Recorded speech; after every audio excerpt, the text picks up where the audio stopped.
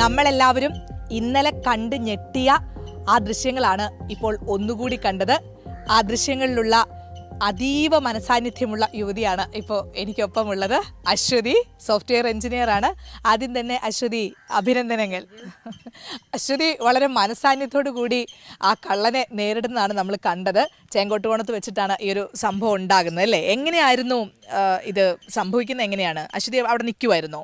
അല്ല, ഞാനും ഹസ്ബൻഡും അമ്മയും കൂടി ഏകദേശം ഒരു 5 മണിയുടെ ഹോസ്പിറ്റലിൽ എത്തിയായിരുന്നു. അപ്പം ഞങ്ങൾ ഡോക്ടറെ കണ്ട് ഇറങ്ങുന്ന ടൈമിൽ ഹസ്ബൻഡ് തൊട്ടടുത്തുള്ള കടയിൽ പോയിരിക്കുന്ന ടൈമിലായിരുന്നു. അപ്പം മരുന്ന് മേടിക്കാനായിട്ട് ഓപ്പോസിറ്റുള്ള ആശുപത്രിയിൽ പോവായിരുന്നു.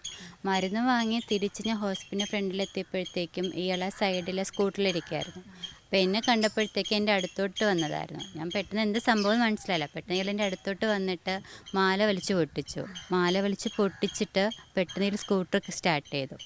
ഞാൻ അപ്പം തന്നെ ഇയാളുടെ ഷർട്ട് കയറി പിടിച്ചു. ഇയാളപ്പോൾ എന്നെ തള്ളി മാറ്റിയിട്ട് സ്കൂട്ടർ മുന്നോട്ടെടുത്തു. ഞാൻ പിടാതെ ഇയാളുടെ സ്കൂട്ടറിലും ഷർട്ടിലും കൂടി കയറി പിടിക്കുകയാണ് ചെയ്തത്. എന്നിട്ട് ഇയാൾ വണ്ടി മുന്നോട്ടെടുത്തു. അപ്പോൾ ഞാൻ വിട്ടില്ല. അപ്പോൾ ഇയാൾ വണ്ടി മുന്നോട്ടെടുക്കുന്ന കൂടി ഞാൻ എൻ്റെ കൂടെ പോവുകയാണ് ചെയ്തത്. എന്നിട്ട് ഇയാൾ വണ്ടി വിടാതിരുന്ന ടൈമിൽ ഞാൻ സ്കൂട്ടറിൻ്റെ ഹാൻഡിൽ പിടിച്ച് തിരിക്കുകയാണ് ചെയ്തത്. അങ്ങനെ റോഡിൽ വന്ന് വീണു ഞങ്ങളും രണ്ടുപേരും സ്കൂട്ടറുമായിട്ട്. അങ്ങനെ നാട്ടുകാർ ഓടിക്കൂടിയത് മാല പകുതി എൻ്റെ കയ്യിലും ബാക്കി ആളുടെ കയ്യിലായിരുന്നു. പിന്നെ നാട്ടുകാർ ഇടപെട്ടിട്ടാണ് മാലയുടെ കയ്യിൽ നിന്ന് വാങ്ങി തന്നതൊക്കെ. അപ്പോഴത്തേക്ക് ഹസ്ബൻഡ് വരിക ചെയ്തത്. എങ്ങനെയാണ് ആ സമയത്ത്? സാധാരണഗതിയിൽ നമ്മൾ പെട്ടെന്ന് പരിഭ്രമിച്ചു പോകും. അശ്വതിക്ക് പരിഭ്രമം ഒന്നും ഉണ്ടായില്ല എന്ന് മാത്രമല്ല, ഭയങ്കര അസാധ്യ മനസാന്നിധ്യം കാണിക്കുകയും ചെയ്തു. എന്താണെന്ന് എനിക്ക് ആ സമയത്ത് എനിക്ക് അങ്ങനെ കാണിക്കാൻ എൻ്റെ മനസ്സ് പറഞ്ഞതോ അങ്ങനെ കാണിക്കുകയും ചെയ്തത്. എന്താ പ്രത്യേകിച്ച് എന്തെന്നാ പേടിയുണ്ടായിരുന്നു. പക്ഷെ നമ്മുടെ മുതലല്ലേ, അങ്ങനെ വിട്ടുകളയാൻ പറ്റത്തില്ലല്ലോ. സ്വർണത്തിനൊക്കെ നല്ല വിലയുള്ള സമയമാണ്. 3 പവന്റെ മലയായിരുന്നു, താലിമാലയും കൂടിയായിരുന്നു അത്. തീർച്ചയായിട്ടും അതിനോടുള്ള അറ്റാച്ച്മെന്റ് നമുക്ക് പ്രത്യേകിച്ച് ഉണ്ടാവുമല്ലോ. എന്തായാലും അശ്വതിയുടെ മനസാന്നിധ്യം കൊണ്ടാണ് ആ കള്ളൻ, അനിൽകുമാർ എന്ന് പറയുന്ന ആ കള്ളനെ പിടിക്കാൻ ഒത്തത്.